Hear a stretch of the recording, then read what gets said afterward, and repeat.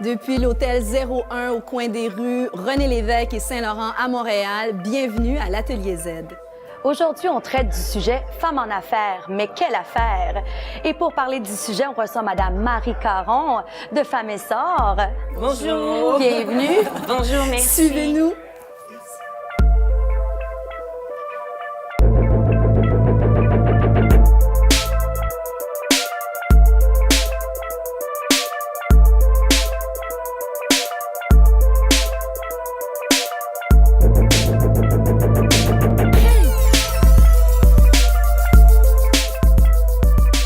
De retour dans l'Atelier Z, on est accompagné de Madame Marie Caron de Femmes et Sort. Vous êtes vice-présidente au CA. Bienvenue. Merci. Et puis, j'aimerais savoir ce qu'est Femmes et Sort et son mandat. Femmes et Sœurs, c'est le seul fonds d'investissement qui est dédié à l'entrepreneuriat féminin au Québec. Donc, notre mandat, c'est d'aider des femmes à quel que soit le stage de leur projet, soit un projet qui démarre, en démarrage, en acquisition, en croissance, d'investir dans son projet. Il faut que le projet représente, que la femme soit responsable de 51% et plus de son entreprise. Et nous, chez Femmes et Sœurs, on va la financer basée sur les principes de financement d'entreprise, c'est-à-dire elle doit répondre à certains critères pour nous permettre effectivement de lui offrir les sous qui vont lui permettre d'avancer, de créer des emplois, puis de permettre à l'économie locale, je fais partie de Femmes et Sœurs Montréal, donc de permettre à Montréal de croître avec l'économie locale féminin. Mais Madame Caron, en plus d'être présidente du CA de Femmes et Sœurs Montréal, vous êtes aussi chef d'entreprise. Puis je pense que c'est important d'entrée de jeu que vous nous parliez un petit peu de votre parcours. Bon, moi, j'ai un parcours un peu atypique. J'ai passé un peu plus de 25 ans de ma carrière en technologie de l'information. Donc, un parcours où on retrouve beaucoup moins de femmes pour toutes sortes de raisons que vous connaissez par rapport au fait qu'on a souvent voyagé, se déplacer avec la famille, les enfants. Alors, j'ai fait 25 ans dans des grandes entreprises comme SAP, IBM et différentes autres entreprises. Et j'ai choisi l'année passée de m'investir dans une entreprise. Ma fille a grandi, les enfants sont placés et j'ai dit c'est ma chance à ce moment-là de partir mon organisation. Donc, avec une collègue de longue date, une ancienne collègue avec qui j'ai travaillé il y a 25 ans, une grande amie. On a parti une entreprise qui s'appelle Return on Meetings, qui est une compagnie qui développe une application. On est à la phase de prototypage qui vise à minimiser et à optimiser les meetings en entreprise, sachant qu'il y a beaucoup de temps qui est passé en meeting, il y a beaucoup de temps qui est perdu en meeting, et comme ça représente des milliards de dollars à l'échelle canadienne, on pense qu'on va pouvoir améliorer ça et permettre de faire plus avec moins. Je trouve ça le fun ce qu'on entend parce que c'est très progressiste comme produit et service. Absolument, absolument, parce qu'on sait que dans le monde des affaires, les gens connaissent les bonnes règles pour faire un meeting efficace. Tout le monde les connaît, on a à peu près tous suivi des cours pour avoir un meeting efficace, mais les gens n'appliquent pas les grandes règles. Alors nous, avec la nouvelle technologie, on croit qu'avec des outils comme le téléphone intelligent, comme les outils qui permettent même au niveau sensoriel, de définir si effectivement les gens sont satisfaits dans le cadre d'un meeting, de voir comment on peut optimiser ce temps-là. Et surtout, je vous dirais de définir si il y a tellement de meetings, on parle de 11 millions de meetings par jour aux États-Unis. Ah oui. Alors, de voir si effectivement le meeting est la bonne démarche avant même de définir si on doit avoir un meeting. Fait que là, vous nous montrez que pour être en affaires, il faut avoir une bonne idée d'affaires. C'est une question de timing. Puis c'est une question de timing aussi dans la vie. Moi, j'ai entendu là que vos enfants ont grandi. Puis plus ça change, plus ça c'est pareil. La famille, l'éducation, le couple, c'est souvent la responsabilité des femmes. Puis ça nous freine. Est-ce que vous avez remarqué ça à travers Femmes et Sœurs? Que il y a quand même des obstacles à être une femme en affaires.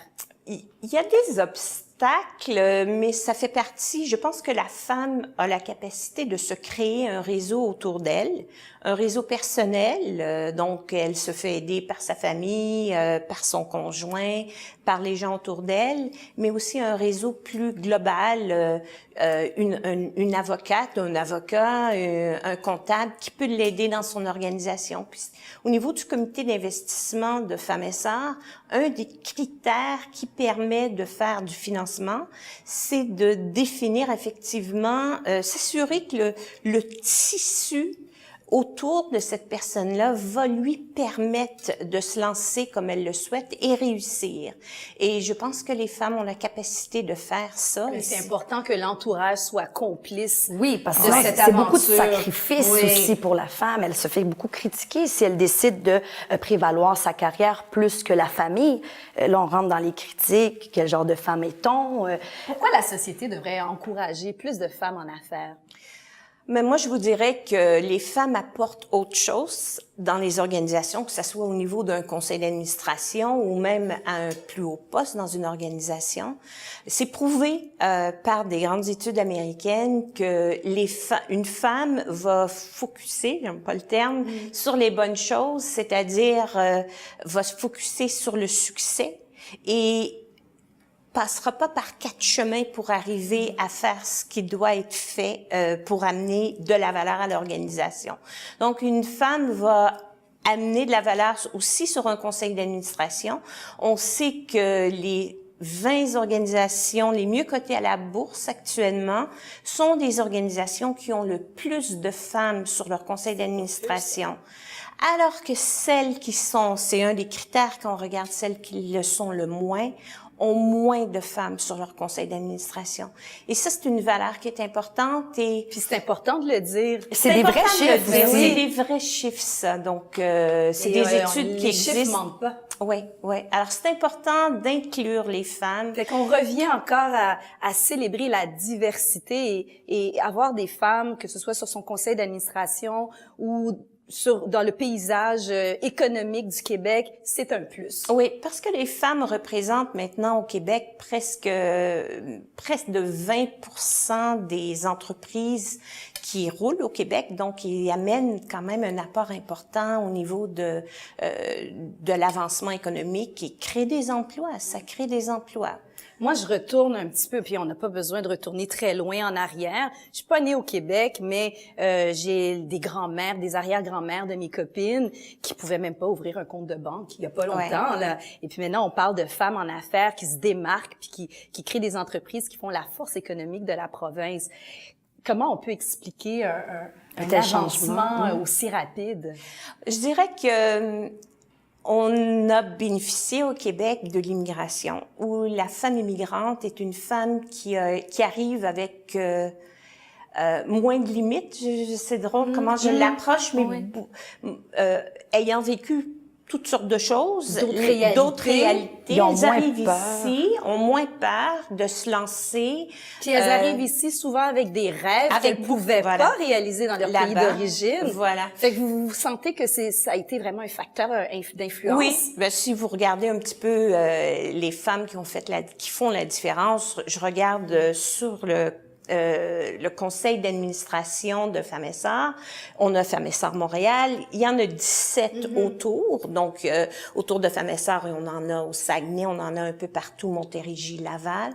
Et on a un organisme central qui s'appelle Femmes et Sœurs, donc le réseau Femmes et Sœurs.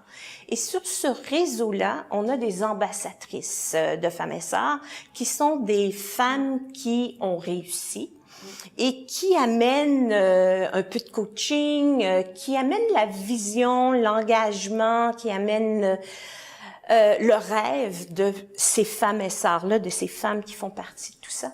Et parmi elles, on va retrouver Madame Henkel, qui fait partie des Dragons, qui est une de nos ambassadrices. Madame Cora des Restaurants Cora, qui est très active chez nous. Donc, on en a une, elles sont tous issues de l'immigration. Issues de l'immigration. Actuellement, quand on s'arrête pour y penser, c'est vrai. C'est vrai. Absolument. Et actuellement, les prêts que l'on fait chez Femmes et Sœurs, plus de 40% des prêts sont faits à des femmes qui sont issus de l'immigration en première, deuxième ou troisième génération. Et si on regarde un petit peu plus près de la question, ces femmes en affaires qui ouvrent des entreprises, est-ce que vous avez de la documentation à savoir si elles restent longtemps en affaires? Est-ce que leurs entreprises enregistrent des croissances intéressantes, pertinentes? Est-ce que vous avez des statistiques là-dessus? Ce qu'on a comme information, c'est que on se tient dans la moyenne, hein? Donc on est à peu près au niveau du fonds d'investissement. On a à peu près à Montréal 1,5 million du côté de notre fonds d'investissement. On fait des prêts qui varient entre 5 000 et 35 000 actuellement, qui sont prêtés par nos partenaires, le gouvernement. On a d'autres partenaires aussi. Donc c'est en moyenne les prêts que l'on fait chez les femmes. Je vous dirais on est tout près de 70% de réussite, c'est-à-dire les gens qui remboursent leurs prêts et on est rendu à une deuxième étape où les femmes reviennent pour de l'expansion de leur entreprise et aller chercher des nouveaux prêts. Et quel genre de qualité qu'on remarque chez une femme en affaires? Oui. Sûrement qu'elle se comporte différemment de nos confrères. Différemment, oui, mais je pense que les grandes règles d'affaires sont les mêmes. Je pense que les femmes ont beaucoup de rigueur en affaires et elles approchent le monde des affaires avec plus d'ouverture. Ce qu'on remarque au niveau des activités chez Femmes et Sœurs, où on regroupe parfois plusieurs entrepreneurs ensemble, c'est la coopération de ces femmes. Partager les expériences. Par exemple, on a une entrepreneur qui est spécialisée par exemple, en marketing. Elle peut donner des trucs aux autres. Donc, vraiment un échange. La force du nombre, hein? Oui, un peu ce qu'on retrouve au niveau du réseau Femmes d'affaires, où, par exemple, Madame Leroux de chez Desjardins est là avec différentes femmes qui nous amènent avec leurs forces et leurs idées. C'est un peu cette force-là.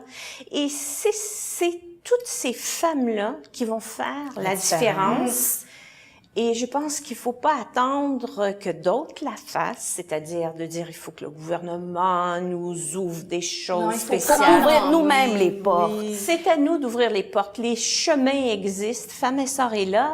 Avec d'autres organismes, on n'est pas tout seul, mais on peut amener et ces organismes se multiplient. On en retrouve de plus en plus. On peut nommer la compagnie F, Femmes en affaires, et il y en a bien d'autres, dépendamment de votre localité. Réseau. Le réseau, absolument. Il y en a beaucoup. Ça vient à dire si tu veux, tu peux. Si tu veux, tu peux. Il faut s'organiser. Il faut bien s'entourer. Il faut bien s'entourer. C'est la clé du succès. Moi, j'aime bien dire, quand on marche seul, on va peut-être un peu plus vite, mais quand on marche ensemble, on va définitivement plus loin. Absolument. Oui. Absolument. Surtout quand on est une femme. Alors, des femmes en affaires, on en veut. Vous avez des projets, vous avez des rêves. Ne faites pas que rêver, mais mettez la main à la pâte. Et ça, c'est un peu le message de Femmes et Sœurs. Et puis, vous faites partie aussi du réseau pour aider ces femmes à pouvoir s'émanciper. Ah, merci. Écoutez, restez avec nous. Parce qu'on revient avec les chroniques de Madoua et de Madalina.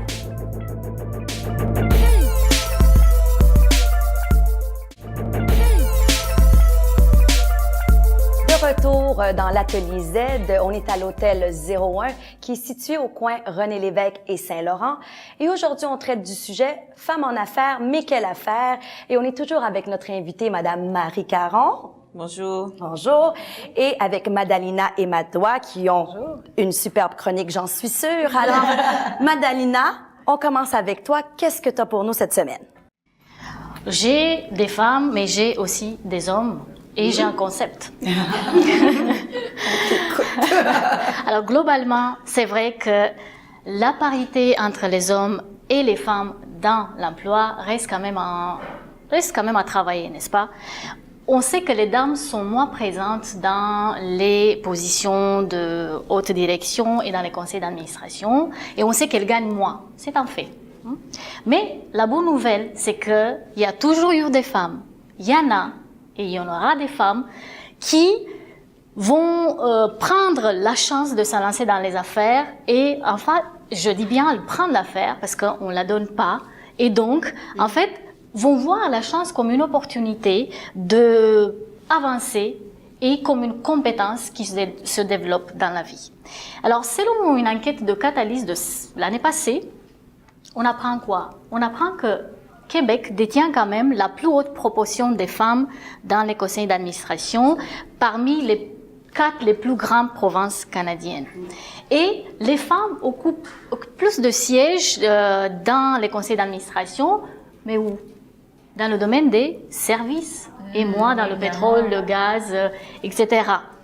Donc, des femmes en haute position, donc avec des fonctions de PDG et tout, ça existe, sauf qu'on ne les voit pas trop. Donc, il y a une question de visibilité. Et prenons l'exemple du quotidien. On a mentionné tout à l'heure Cora, Madame Cora Souflidou. Alors, elle est née en Gaspésie, d'une famille modeste, mais qu'est-ce qu'on peut retenir de son parcours de vie? On peut retenir qu'à un moment donné dans la vie, on réoriente le chemin et donc on fait des choix. Mais on fait des choix en assumant à la fois les faiblesses et les forces. Et elle l'a fait à la quarantaine quand, divorcée avec 3 enfants, elle décide de se lancer dans la restauration. Un deuxième exemple que je voulais partager avec vous, c'est le port de Montréal. On est toutes passées au moins une fois par là. Et vous savez qui est la tête de l'administration portuaire de Montréal? Une femme. Évidemment, une femme. Mais quelle femme? C'est la première femme à voir arriver là. Donc c'est Madame Sylvie Vachon. Et il faut dire que son parcours, il est plutôt de carrière, puisqu'elle a passé 20 ans. Et elle sait quand même, elle se sent comme un poisson dans l'eau. Et il faut dire que son style, c'est la gestion participative. Et il dit, le port, c'est une affaire d'équipe et de partenariat. Et je prends le 3e exemple. Savez-vous qui est le numéro 2 de Facebook? Oui, Sheryl Sandberg. Ah bah voilà.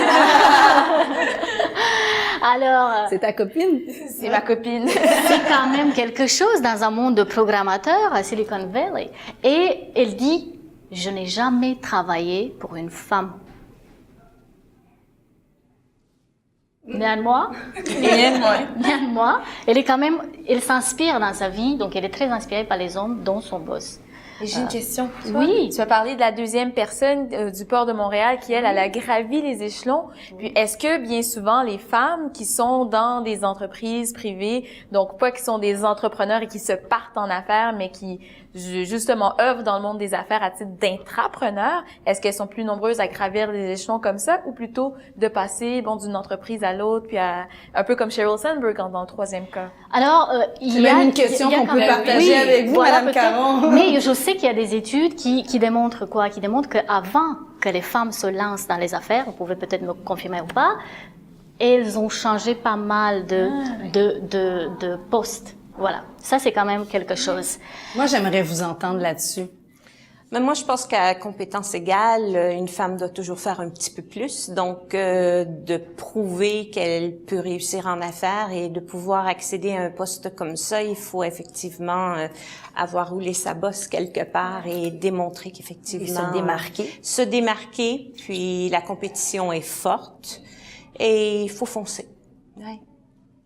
Moi, finalement, je vais dire que les femmes ont des qualités.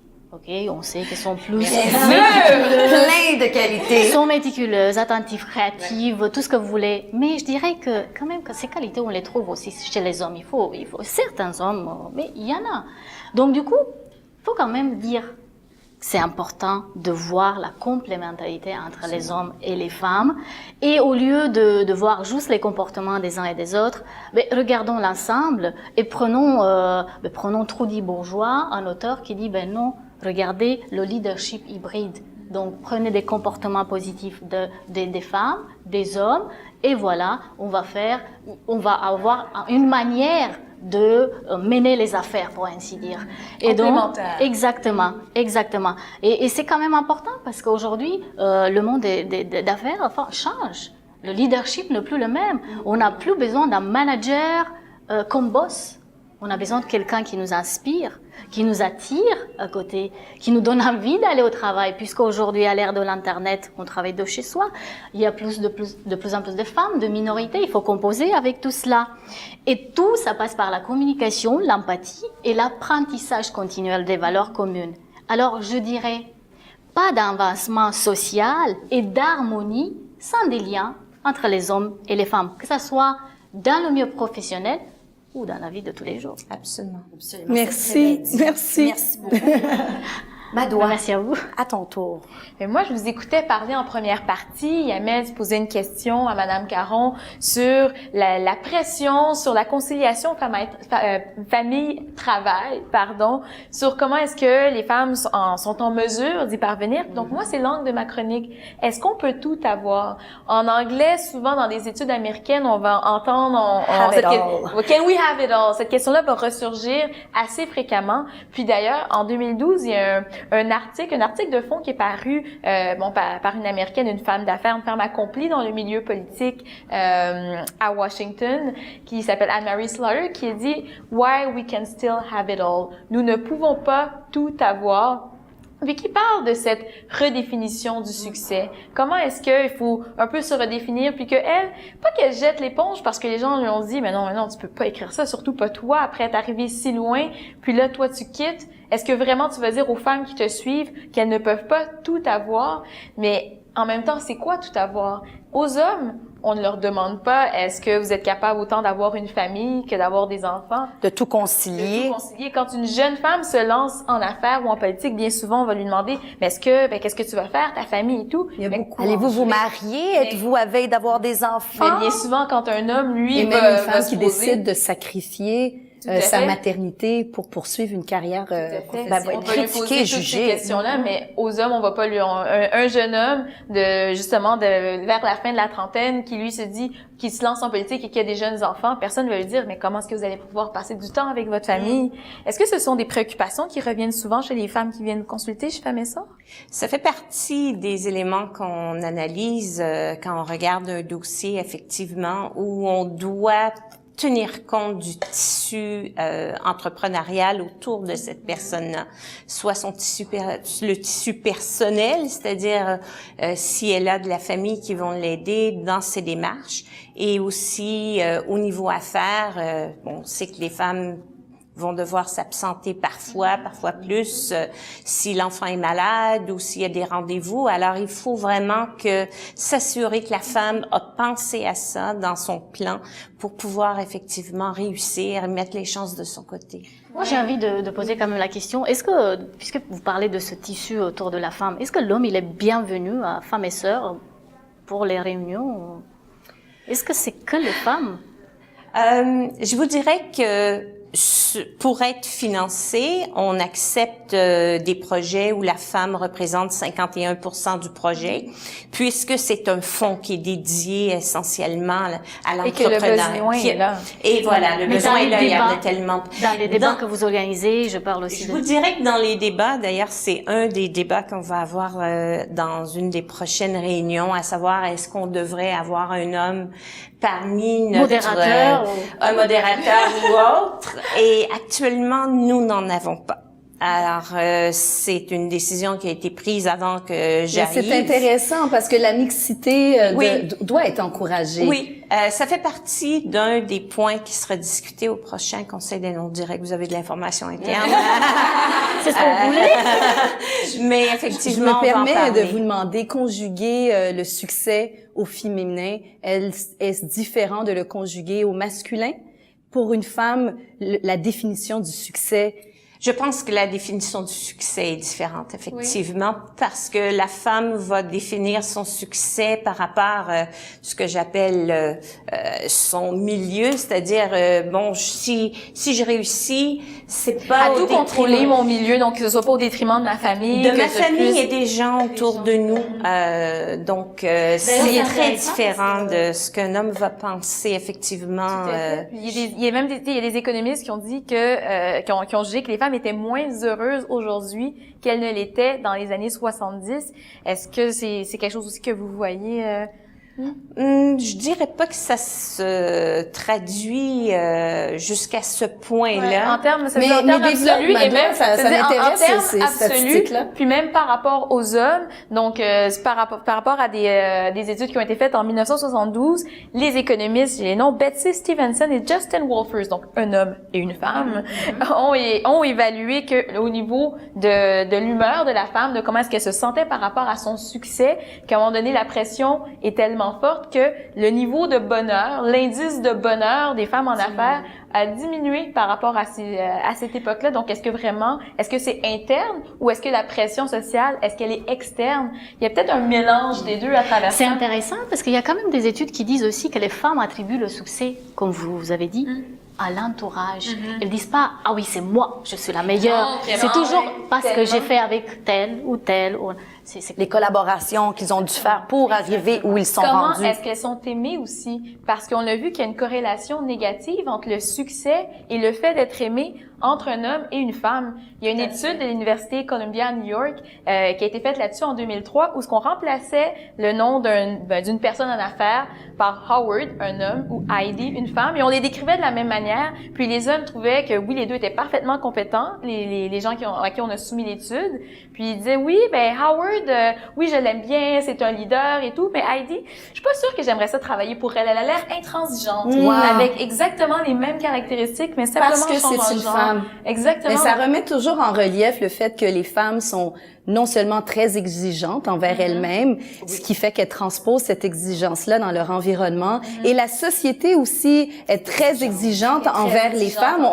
On nous en met beaucoup sur les épaules. De là, le multitasking, parce que peut-on faire tout? Je veux dire, Oui, le répondons souper. donc à cette question. est-ce qu'on peut Can tout we have it all? Mais je pense que c'est une question de redéfinir ce succès-là, puis c'est de savoir, OK, qu'est-ce que je veux? Est-ce que vraiment de redéfinir ce modèle-là, c'est plutôt répéter ce modèle-là avec des heures de fou que les hommes puissent faire, puis qu'on ne les juge jamais par rapport à leur présence à la maison? Est-ce que vraiment c'est ce que nous, on veut? On a ce côté aussi que oui, on veut être à la maison, on veut être là pour nos proches. On Donc, se sent coupable avoir aussi. tout, c'est ça, c'est de savoir se dire que je pense que je vais arrêter de me sentir coupable, puis c'est de faire la paix avec soi-même, faire la paix avec ce qu'on veut. Donc, on peut tout avoir si on redéfinit dans un le peu temps, ce on qu'est peut le tout succès. avoir, mais pas sur, n'est-ce pas? Non? Exactement. Ben, si on regarde justement, on a dit ça en entrée de jeu, l'évolution de la femme sur l'arène économique du Québec, ça a été une évolution fulgurante. Et c'est une évolution qui n'est pas prête de s'arrêter. On est encore amené à se définir et se redéfinir notre place dans la famille, dans la société, Dans les affaires. Exactement. Autrement dit, on a quand même une place. Il faut la we have faire, it notre all? place. Can we have it all? Je pense que ça dépend de chaque personne, comment chaque femme voit la chose. Dans mon cas, le bénévolat, et comme dans le cas de toutes les femmes qui sont chez Femmes et Sœurs, le bénévolat fait partie de ce que j'appelle mon succès. J'ai été successful dans le passé, je veux continuer à le faire, et si je peux partager ce que j'ai fait avec d'autres femmes pour qu'elles le soient, c'est ça qui va faire la différence avec les femmes au Québec. Ben, merci d'avoir pris le temps d'être avec nous Ça me fait aujourd'hui. plaisir. Et continuez à partager parce qu'on veut encore plus de femmes en affaires. Et bon succès dans votre nouvelle entreprise. Merci. Et bonne continuation. Merci, mesdames. Et puis nous, on vous revient après la pause avec nos coups de cœur.